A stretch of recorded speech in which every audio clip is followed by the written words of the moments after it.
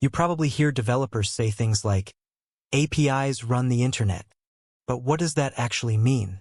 Let's break it down in the simplest way possible. Every time you use an app, Instagram, Uber, Spotify, YouTube, your phone doesn't store all the data you see. It doesn't have millions of videos, or thousands of songs, or every driver on the map.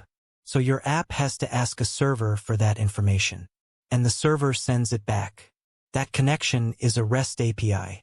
The easiest way to understand it is like this. Your app makes an order.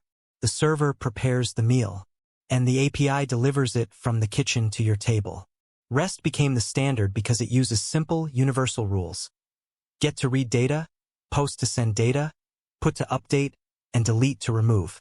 Because almost every REST API follows this pattern, apps across the world can communicate the same way, cleanly and predictably. A REST request is usually just a simple URL like getapi.store.com/products.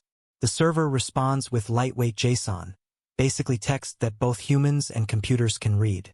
Your app takes that data, turns it into UI, and shows it on your screen. This process happens hundreds of times per minute in every app you open. Your weather app? REST. Your bank app? REST. Your streaming apps? REST.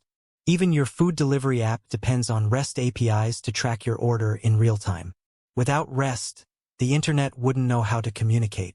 Apps wouldn't load content, messages wouldn't send, payments wouldn't process, and most modern websites simply wouldn't work. REST APIs run the modern world because they connect everything: frontends, backends, mobile apps, databases, cloud services, and even IoT devices. Once you understand REST, you understand the real language that powers the internet today.